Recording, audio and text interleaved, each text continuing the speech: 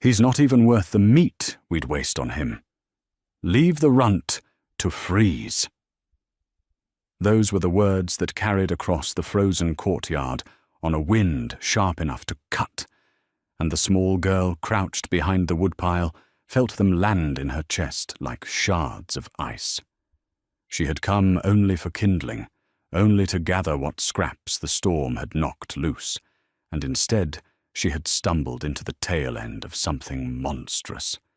There were 3 men on horseback, cloaked in furs too fine for this wretched village, their breath rising in plumes, and between the hooves of their mounts lay a bundle of grey and silver fur so still that at first she believed it already dead. A pup, a wolf pup, no larger than a loaf of bread, its ribs heaving in shallow, desperate pulls, its dark eyes half-lidded against the snow gathering on its lashes. One of the riders spat into the drift beside it. Another laughed, a dry and joyless sound, and then they turned their horses and rode into the white curtain of the blizzard, as though they had discarded nothing more meaningful than a bruised apple. Her name was Yelena Voss, and she was 17 winters old, thin as a reed, and twice as easy to overlook. She lived on the ragged edge of a settlement called Harrow Mere, a cluster of leaning cottages huddled at the foot of the Iron Spine Mountains, where the snow came early and stayed long and killed the careless without apology. She had learned, in her short and difficult life, when to look away. She had learned that mercy was a luxury for people with full pantries and warm hearths, and that she possessed neither. Her mother was 3 years in the frozen ground. Her father drank what little the trapping brought in, and struck her when the bottle ran dry. She had every reason in the world to gather her kindling and leave the dying pup to the mercy of the cold. She did not leave. Something in the animal's eyes held her the way a hook holds a fish. There was no whimper, no pathetic cry for help. The pup simply watched her with a strange and ancient steadiness, as if it had already made peace with the end, and was merely curious whether she would be the last thing it saw. That look undid something in her. She dropped her bundle of sticks, crossed the courtyard on legs numb to the knee, and knelt in the drift beside the small, freezing body. It did not flinch from her. It did not have the strength. "You're not going to die out here," she whispered, and her voice cracked on the cold. "Not tonight. Not while I'm here." She unwound the threadbare shawl from her own shoulders, the only warmth she owned, and wrapped the pup in it, tucking the bundle against her stomach beneath her coat, where the last of her body heat still lingered. The animal weighed almost nothing. She could feel its heart fluttering against her ribs, faint and rapid, a candle guttering in a draught. She left her kindling scattered in the snow and ran. The cottage she shared with her father was cold and dark and stank of spilled liquor. But he was gone that night, off to the tavern to drink away the coins he should have spent on grain, and for once she was grateful for his absence. She stoked the dying embers in the hearth with trembling hands, coaxing them back to flame, and she settled onto the floor before the fire with the pup cradled in her lap. She rubbed its limbs. She breathed warm air into the fur at its throat. She dribbled melted snow between its jaws until it swallowed. Then a broth she made from the last strips of dried rabbit she had been saving boiled down to something rich and thin. Hour after hour she tended it, while the blizzard screamed against the shutters and the world outside vanished into a howling white oblivion. Just before dawn, the pup lifted its head. It looked at her with those dark, depthless eyes, and it made a small sound low in its throat, not a whimper, but something almost like recognition, and Yelena laughed and cried at the same time, pressing her forehead to its warm little skull. "There you are," she breathed. "There you are. I have you. I have you. You're safe." She named him Ash, for the grey of his coat, and the fire that had saved him. She did not know, could not have known, that the men who left him to die had not simply abandoned a stray. She did not know that the pup asleep in her arms carried in his blood the lineage of kings, that he was the stolen heir of the most powerful bloodline in all the northern reaches, that a grieving father was even now tearing the world apart searching for him.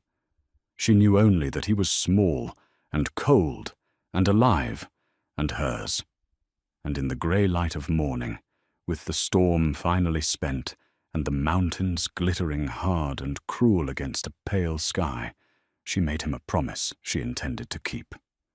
"No one is ever going to throw you away again," she told him. "Not while there's breath in my body." She could not have guessed how thoroughly that vow would remake her life. She could not have guessed the price. She only held him closer, and outside the ignorant world went on turning, unaware of what had just been saved. The winter that followed was the hardest Yelena had ever endured, and yet, in a way she could scarcely explain, it was the happiest. Ash grew. He grew with a speed that startled her, that should have frightened her had she not been so busy loving him. In the first month, he doubled in size. By the time the deep snows began to soften at their edges, he stood as tall as her knee, his grey coat gone lush and silvered at the tips, his eyes darkening to the colour of wet slate, ringed with a strange faint amber that seemed to glow when the firelight caught them. He was no ordinary wolf. She had grown up among trappers and knew every beast the Iron Spine harboured, and she had never seen one carry itself the way Ash did, with a bearing that was almost regal, a stillness that made even her drunken father go quiet and give the animal a wide, wary berth. But it was not Ash's size that bound her to him. It was the way he watched her. It was the way he pressed his great head against her hip when her father's shouting filled the cottage, the way he placed himself between her and the door on the nights when the old man came home, reeling and cruel, a low sound rumbling in his chest that was not quite a growl and not quite a warning, but was somehow both. Her father, for all his violence, was not a fool. He learned to keep his hands to himself when the wolf was in the room, and the wolf was always in the room. For the first time in her life, Yelena felt something she had no name for. Safety. She began to stand a little straighter. She began to speak a little louder. She began, in the smallest and most fragile of ways, to believe that she mattered. She earned their keep as best she could, mending nets and fishing lines for the village fishermen, gathering herbs the healer paid for in copper, hauling water, and splitting wood for the widows too old to do it themselves. It was thin living, but she and Ash made it work. He hunted for them both when the snows grew too deep for her to reach the market, dragging home hares and once, gloriously, a fat winter grouse that fed them for 3 days. The villagers of Harrowmere began to talk. That Voss girl, they murmured, with her giant grey wolf that walks at her heel like a hound. Some called it witchcraft. Some crossed themselves when she passed. But an old woman named Marta Kell, who had midwifed half the village and buried the other half, only watched Yelena and the wolf with narrowed, knowing eyes. Marta was the closest thing Yelena had to a friend, an ancient, bent creature with hands like tree roots, and a memory that stretched back further than anyone else's in Harrowmere. It was Marta who first said the thing that would haunt Yelena for years to come. It happened on a grey afternoon in early spring, when the girl had brought a basket of mended nets to the old woman's door and lingered by the fire, while Ash sprawled across the threshold, filling the doorway with his silver bulk. Marta studied him for a long, silent while, her rheumy eyes moving over the shape of his skull, the set of his shoulders, the impossible size of him. "That is no wolf of the Iron Spine," she said at last. Yelena looked up from her tea. "He was when I found him. Just a pup, freezing in the snow. Some rich men left him to die. Rich men. Marta's voice was flat. How rich? Furs finer than the magistrates, 3 of them on horses worth more than this whole village. They rode north into the storm. The old woman was silent for a long moment. Then she leaned forward, and her voice dropped so low that Yelena had to strain to hear it over the crackle of the fire. There is a bloodline in the far north, she said, older than the kingdoms, older than the church. They call them the Night March line, and the beasts they keep are not beasts at all, or not only beasts. They say the great grey dire wolves of the Night March Hall are bound to the ruling family by blood and by oath, that a true heir of that line is born with such a wolf as his shadow, his sworn brother, his other half. And they say, she added, her ancient eyes fixed on the sleeping animal in the doorway, that not a year ago, the Alpha Lord of the Night March, a man they call Kael Draven, had his infant son stolen from the very cradle, the child and the wolf pup born the same hour, both taken in a single night. The Lord has burned half the north, searching. There is a bounty on the thieves that could buy a kingdom. Yelena's mouth had gone dry. She looked at Ash, at his silvered coat and his amber-ringed eyes, and a cold understanding began to creep up her spine. You think, I think, Marta said carefully, that you should tell no one what you have told me. I think that a girl who possesses something worth a kingdom is a girl in mortal danger. And I think that whatever that animal is, he chose you. And that means something. The Night March wolves do not bind themselves lightly. She reached out and gripped Yelena's wrist with surprising strength. Guard him, child. Guard him with your life. Because the day will come when men with cold eyes and fine furs return to this valley, and when they do, you must be ready. Yelena walked home in a daze that afternoon, Ash pacing at her side, and she looked at him differently than she ever had before.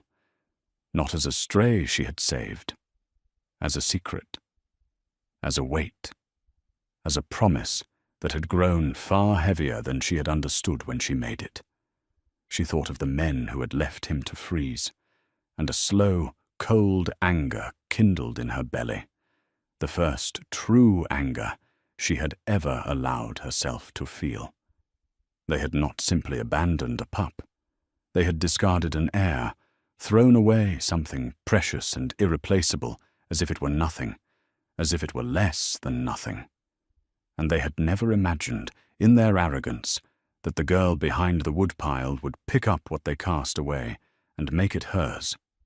She did not yet know what she would do with that knowledge. But she knew, walking home through the melting snow with a king's stolen shadow at her heel, that her small life had just become part of something vast, and that there would be no walking away from it. She was right to be afraid, though it was not the men in fine furs who came for her first. It was her own father, and the manner of his coming taught Yelena a lesson she would carry the rest of her days, that the people who claim to love you can wound you deeper than any stranger, and that betrayal wears a familiar face. It began with the tavern, as most of her father's disasters did. Anselm Voss had never been a careful man, but he had grown reckless in his cups, and he had begun to boast. He boasted of many things when the drink was in him, most of them lies. But one autumn evening, some months after Marta's warning, he boasted of the wolf. He told the whole tavern that his daughter kept a beast worth a fortune, a monster the size of a pony that could kill a man with a single bite, and that he had half a mind to sell it to the highest bidder and be done with the both of them. The men laughed at him. But there was a stranger in the corner that night, a lean man with a scar bisecting one eyebrow and eyes the color of dirty ice, and the stranger didn't laugh. The stranger listened. And when Anselm staggered out into the cold, the stranger followed. Yelena would piece the story together only later, from Marta and from the fragments her father drunkenly confessed. The stranger's name was Corvin Thane, and he was a slave broker and a beast dealer, a procurer of rare and dangerous things for buyers who paid in gold and asked no questions. He had heard the whispers of the night march bounty. He had travelled the northern roads for a year, sifting rumour from rumour, and when he heard a drunken trapper in a nothing village boasting of a giant grey wolf with amber-ringed eyes, something in him went very still and very focused. He bought Anselm 3 more drinks. He put an arm around the old man's shoulders like a long-lost brother, and by the time the night was over, he had made Anselm Voss an offer that the weak and greedy man could not refuse, a purse of gold now, and a share of the great bounty later, in exchange for the wolf and the location of the girl who kept it. Anselm sold his daughter's heart for the price of a fine horse and a season's worth of liquor. He did not do it cleanly. That was not in his nature. He came home that night full of false warmth, calling Yelena his good girl, his clever girl, telling her that their fortunes were about to change. She should have known. Some part of her did know, some animal instinct that made the hair rise on her arms, and Ash knew it too, for the wolf would not settle, pacing the small cottage with his hackles half raised, a low, unbroken growl thrumming from him like distant thunder. But Yelena was 17, and starved for a kind word from the only parent she had left, and so she let herself hope, just a little, that her father had finally turned a corner. They came before dawn, 6 men, Corvin Thane at their head, moving through the melting snow with the quiet efficiency of hunters. They had a wagon with a barred iron cage in the bed of it, the kind of cage built to hold a bear. They had ropes and nets and long poles tipped with barbed hooks, and they had Anselm Voss standing among them in his ragged coat, refusing to meet his daughter's eyes as they kicked in the flimsy door and flooded into the cottage where she slept. What followed was chaos and blood, and a grief that would define the rest of Yelena's life. Ash fought like the storm he was named for. He was fully grown now, near 200 pounds of muscle and fury, and he tore into the men with a savagery that painted the walls red. He broke one man's arm in his jaws. He opened another's throat. For one wild, terrible moment, Yelena thought he might win, might drive them all back into the snow, and she screamed for him and threw herself toward him through the tangle of bodies. But there were too many of them, and they were prepared, and Corvin Thane was a professional. A net dropped over the wolf. Barbed poles pinned him to the floor, and when Ash still fought, still snapped and thrashed against the ropes, Thane drove a needle into the great animal's shoulder, and the fight went slowly, terribly out of him, his amber eyes rolling toward Yelena, with an expression she would never forget, an expression of betrayal and confusion and a desperate, wordless plea. "No!" She fought them with everything she had. She bit and clawed and kicked. She screamed her father's name, screamed for him to help her, and Anselm Voss stood in the doorway and watched his daughter fight for her life, and did nothing. "You did this," she sobbed, when Horn seized her and pinned her arms. "You did this. You sold him. You sold us." "It's for the best," her father mumbled, still not looking at her. "You'll thank me. That thing was going to get you killed." Corvin Thane straightened from the sedated wolf and regarded Yelena with cold, thoughtful interest. "Pretty," he said, and she raised the animal from a pup. "That's useful. The wolf will fret without her, and a fretting wolf is a dangerous one to transport." He nodded to his men. "Bring her too. The buyer will pay for both." That was the moment Anselm Voss finally understood what he had done. "No," he said, taking a step forward. "No, that wasn't the deal. The wolf, not the girl. You take the wolf. You leave my daughter." Thane looked at him, the way a man looks at something stuck to his boot. "The deal is whatever I say it is." He drew a knife and buried it in Anselm's chest before the old man could take another step, and Yelena watched her father crumple into the snow he had spilled her blood upon, watched the life go out of his eyes, and felt nothing at all. No grief, no triumph, just a vast and echoing emptiness. And beneath it, forming in the cold like ice on a still pond, a single hard and unbreakable resolve. They loaded her into the wagon beside the cage that held her sleeping wolf.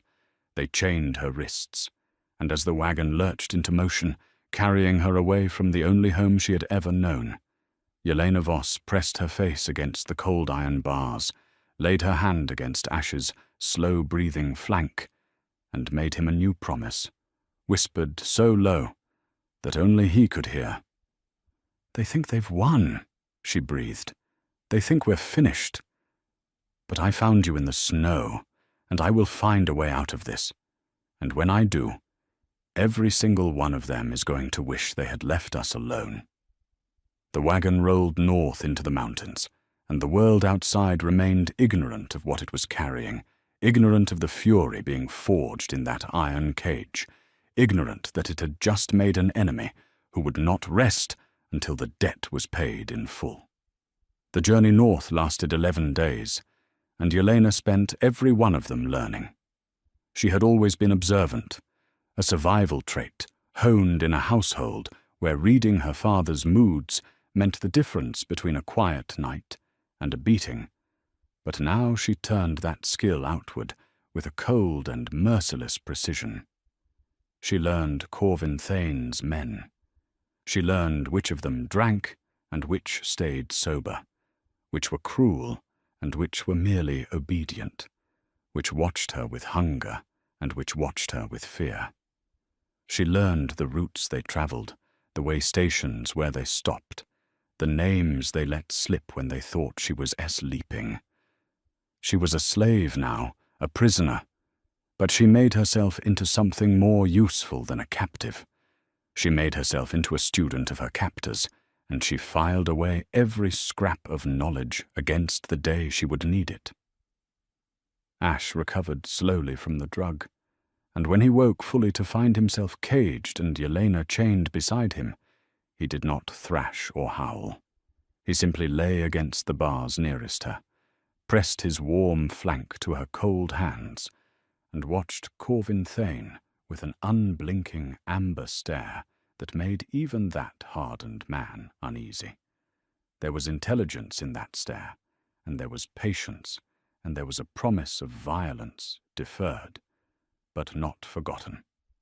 Thane took to keeping the wolf sedated for the worst stretches of the road, and Yelena hated him for it, hated the way Ash's proud head would droop, hated the confusion in his eyes when the drug pulled him under.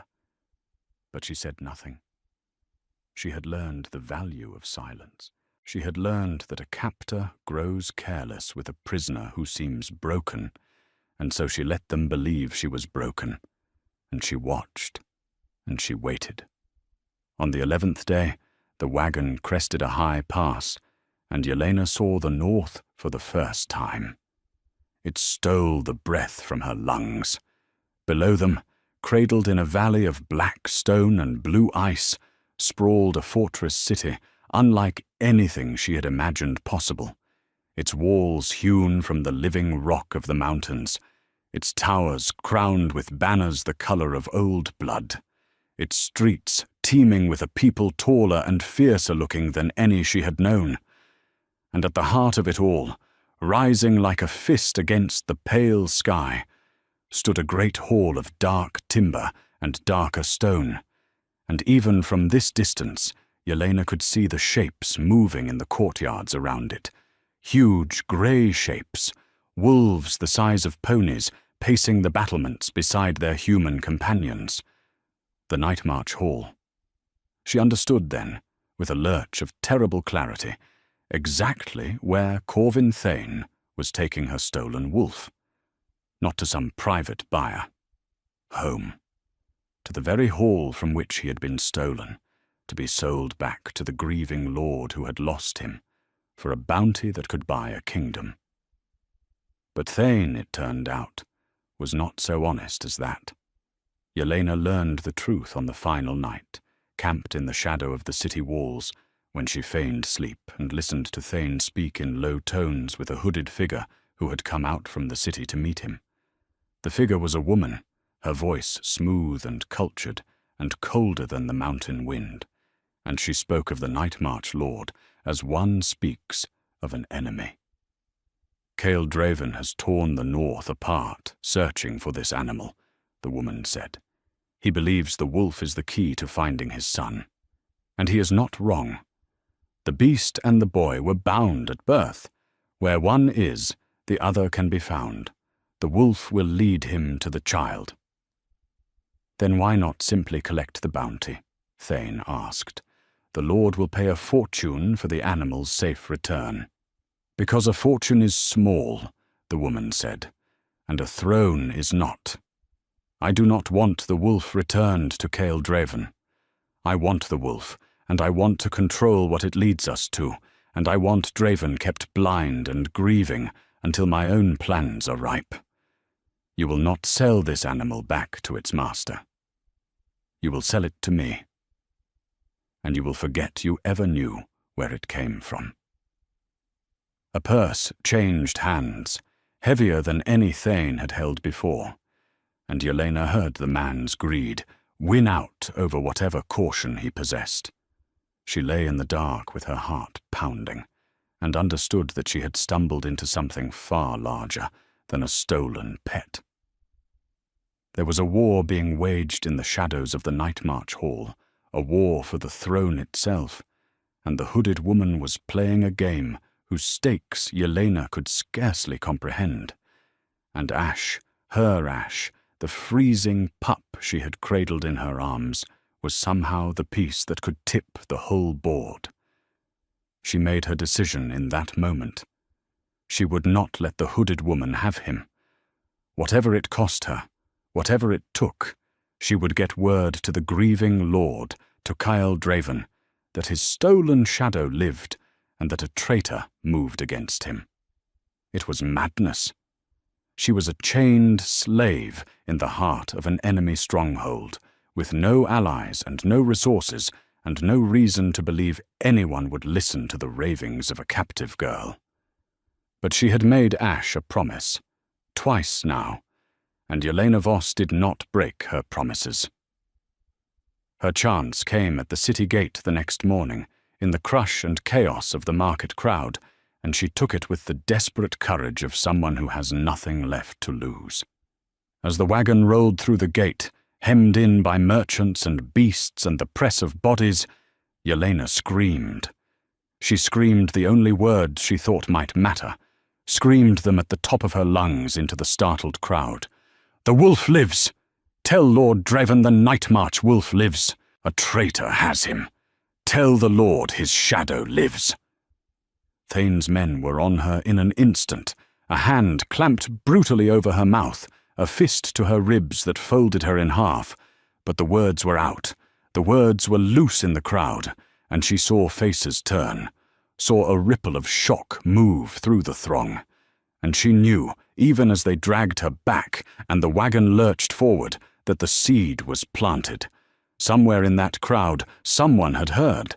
Someone would carry the tale to the great, dark hall. It was all she had, and she had spent it, and she prayed to whatever gods watched over freezing pups and desperate girls that it would be enough. It was enough. It was more than enough. She did not see the effect of her words. Not directly, but she felt it in the way everything changed over the hours that followed.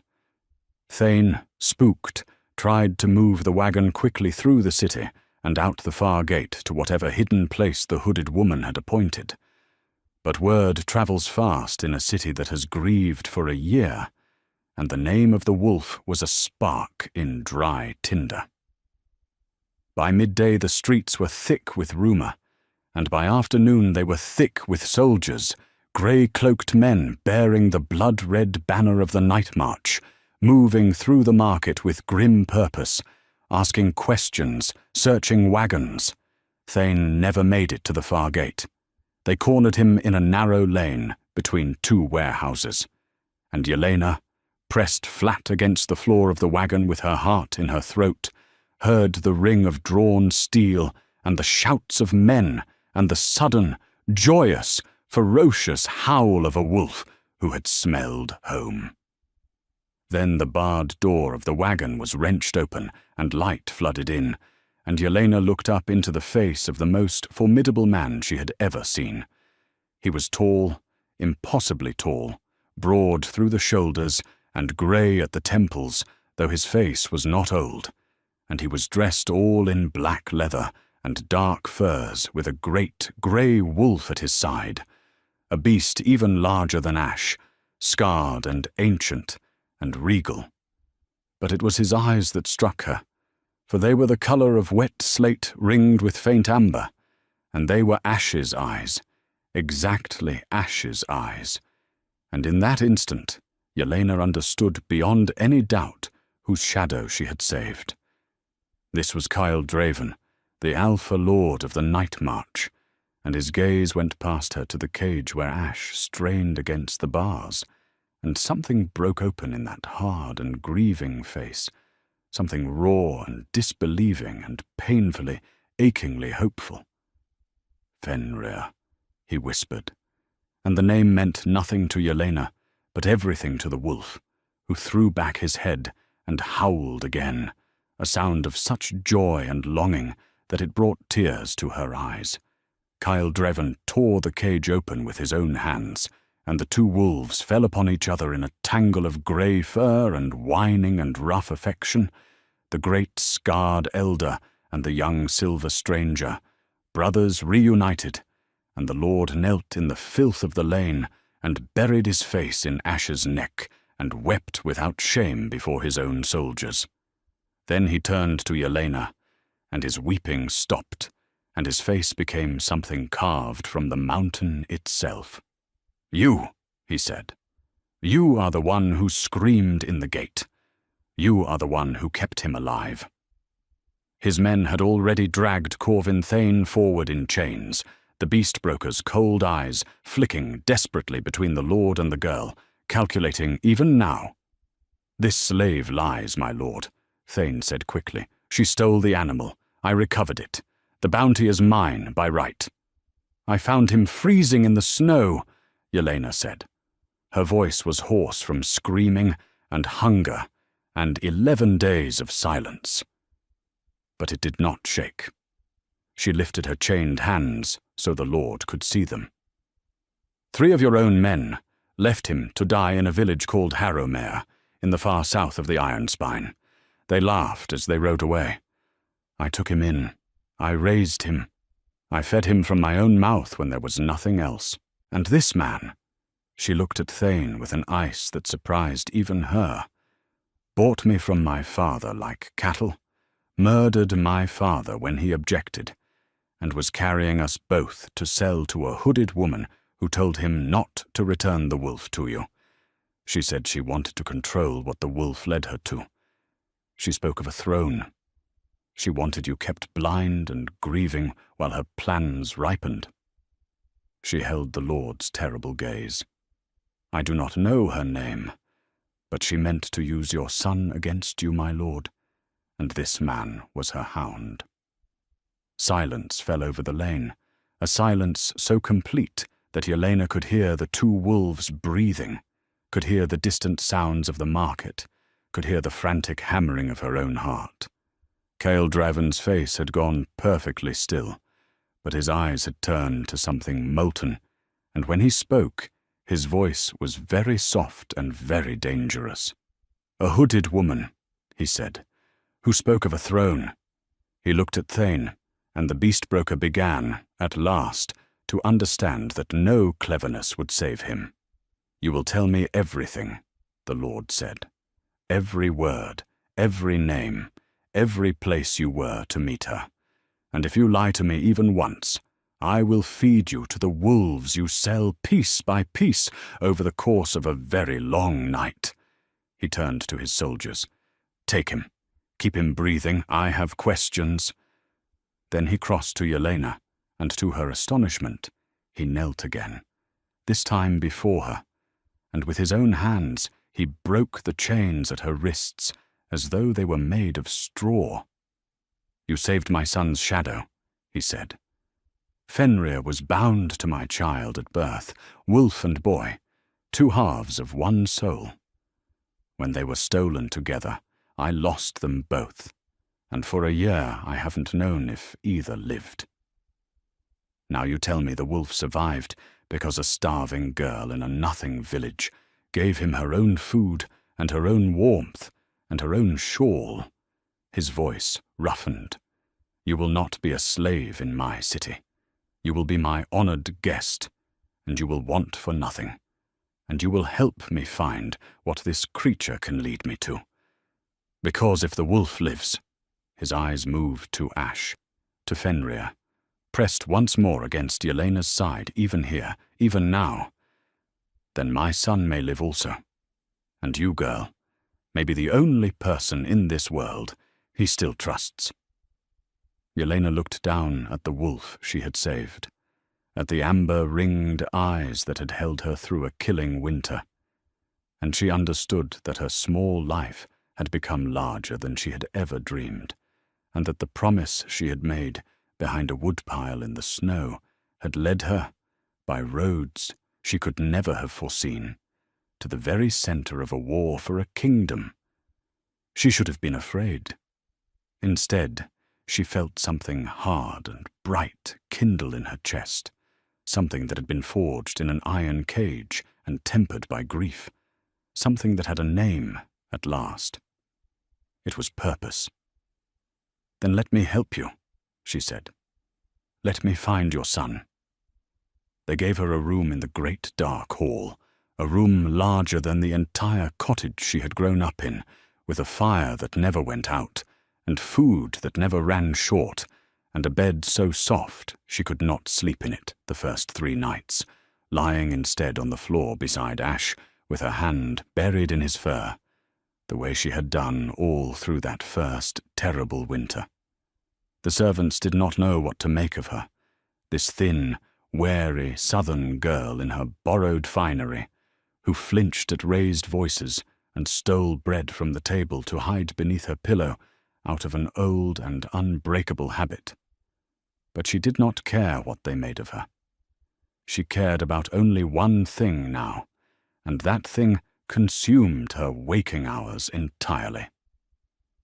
Cael Dreven's interrogators broke Corvin Thane in 2 days. He gave them the hooded woman's name at last, and when he spoke it, Yelena watched the Lord's face turn to Ash. Her name was Sable Marrow, and she was no stranger to the Night March Hall. She was the Lord's own kinswoman, the widow of his dead brother, a woman who had smiled at his table and mourned at his side, and offered him comfort in his grief for a full year, while all the while she had orchestrated the theft of his son.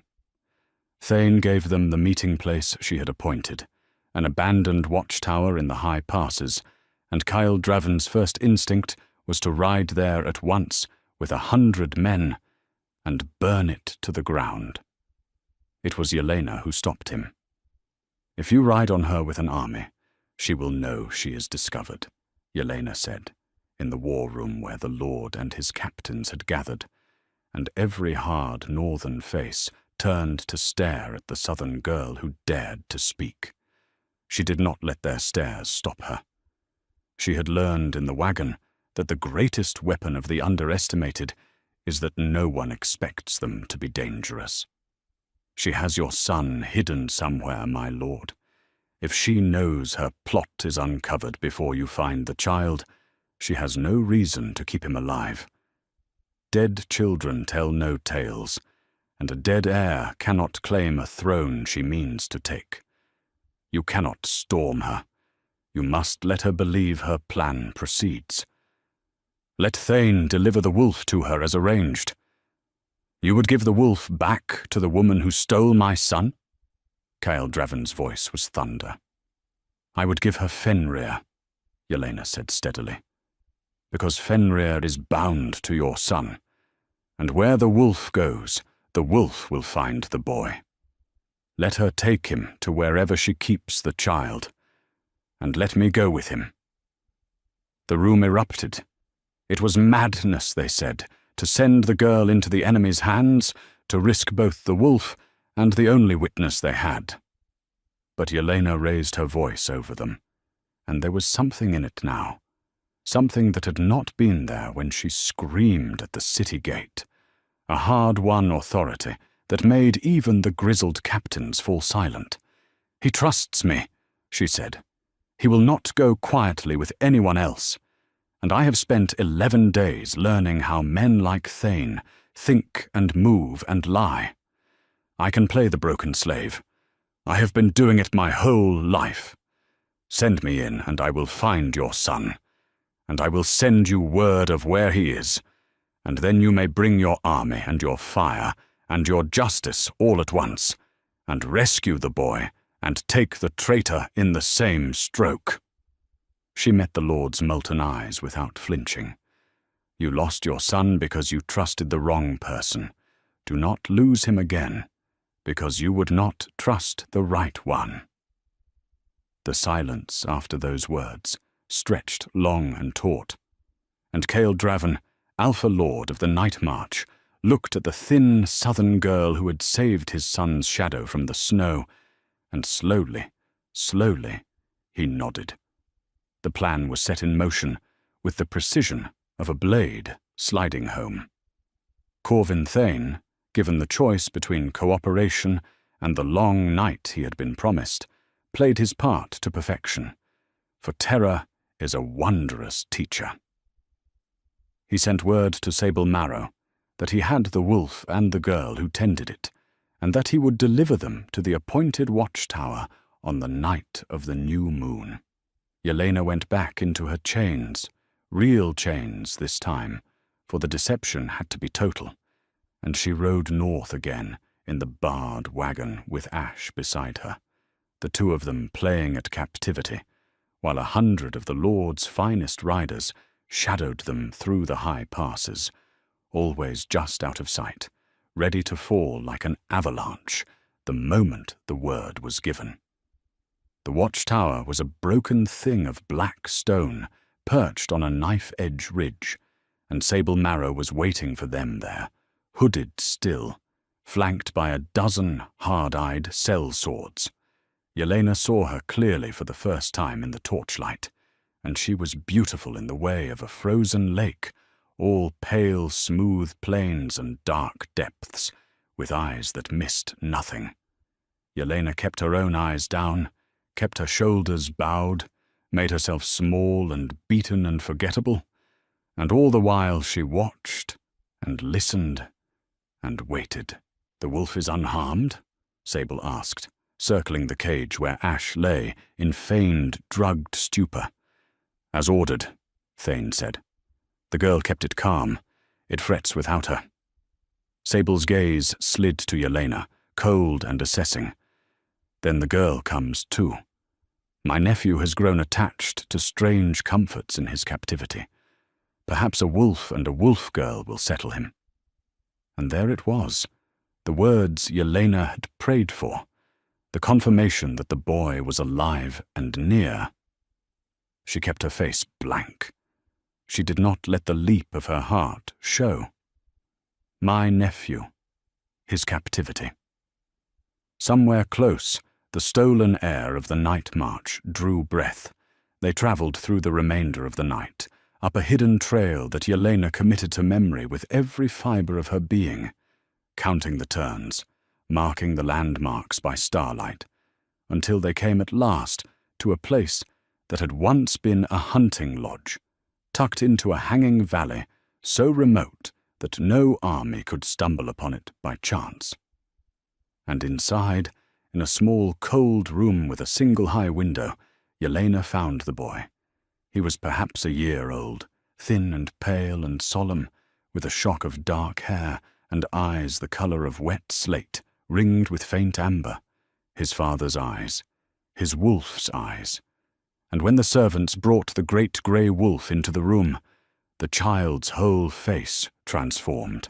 He crawled toward the cage with a cry of pure recognition, and Ash, no longer feigning stupor, pressed his muzzle through the bars and licked the boy's face, while the child laughed and gripped fistfuls of silver fur, and Yelena had to turn away so that no one would see the tears standing in her eyes.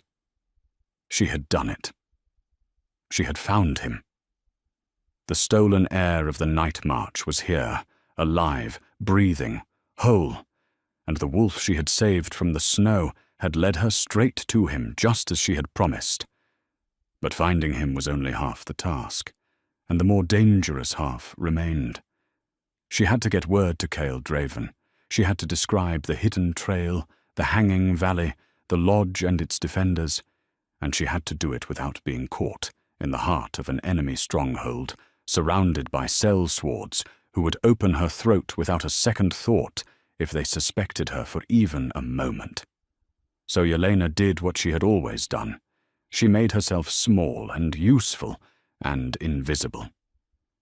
She became the wolf girl who tended the beast and soothed the child, who fetched water and swept floors and asked no questions, who lowered her eyes and bit her tongue and waited. The chance came on the third night. Sable Marrow, secure in her remote fortress, grew careless with talk, and Yelena, kneeling by the fire mending a torn saddle blanket, learned the final piece of the puzzle. The traitor spoke with her captain of sellswords, believing the girl beneath their notice, and she laid out the whole of her monstrous design.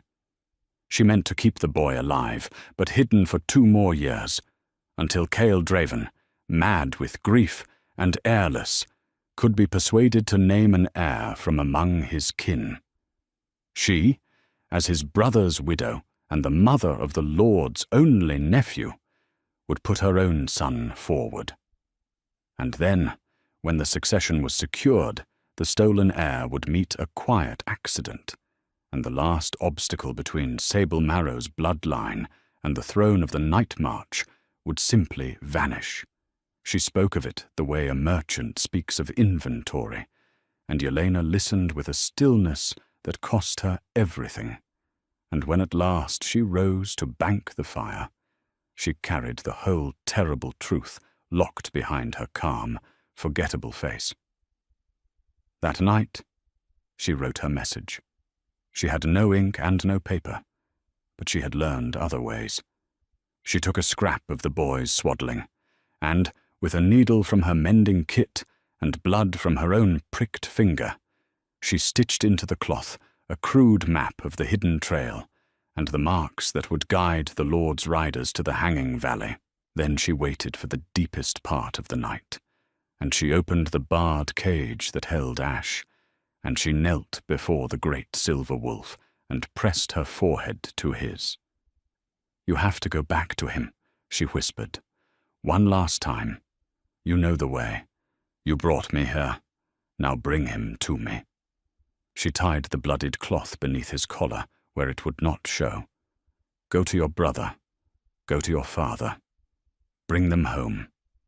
For a long moment, the wolf did not move, and his amber-ringed eyes searched hers with an intelligence that seemed to understand every word, and Yelena's heart broke a little, because she did not know if she would survive what came next, and she could not bear the thought of sending him away. But she had made him a promise, all those winters ago behind a woodpile in the snow, that no one would ever throw him away again, and she meant to keep it, even if keeping it meant she must throw herself into the fire to do it. "Go," she breathed. "I'll be here. I'll keep the boy safe until you come. Now go." Ash went. He melted into the darkness like smoke, a silver ghost slipping through the sleeping fortress, over the wall, down the hidden trail, into the black immensity of the mountain night, and Yelena closed the empty cage and returned to the cold little room where the stolen heir slept, and she gathered the small warm body against her chest the way she had once gathered a freezing pup, and she settled in to wait, and to guard, and to keep her word. They discovered the wolf was gone at dawn. The lodge erupted into chaos. Sable Marrow, her pale composure cracking at last, tore through the compound demanding answers, and her fury settled at once upon Yelena. For who else had access to the beast? Who else the animal trusted? Who else could have loosed it in the night? They dragged Yelena before the traitor in the great room of the lodge, threw her to her knees on the cold stone, and Sable Marrow looked down at her with eyes gone flat and murderous. "Where is the wolf?" she demanded. Yelena lifted her chin. She was done being small. She had sent the wolf home, and every hour that passed carried him closer to the Lord and the army that would come, and she needed only to buy time, to keep this woman's attention on herself and away from the boy, and she found, kneeling there in her chains, that she was not afraid. "Gone," she said.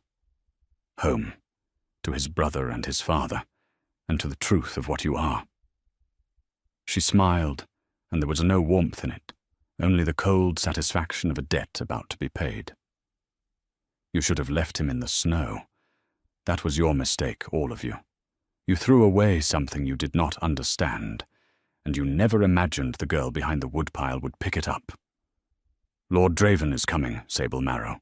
He knows about the throne, he knows about the boy, and he knows about you." For a heartbeat, the traitor simply stared, and Yelena watched the truth land in her, watched the calculation give way to the first cold touch of fear.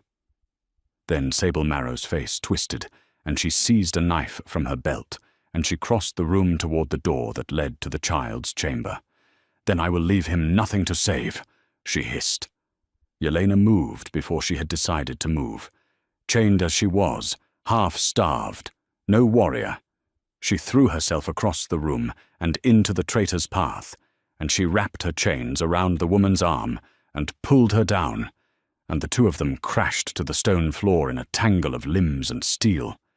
Sable was stronger, better fed, armed, but Yelena had something the traitor did not. She had a promise to keep, and she fought for it the way Ash had fought in the cottage all those months ago, with everything she had, and no thought for herself. She took the knife across her forearm and did not let go. She took a blow to the temple that filled her vision with stars, and did not let go.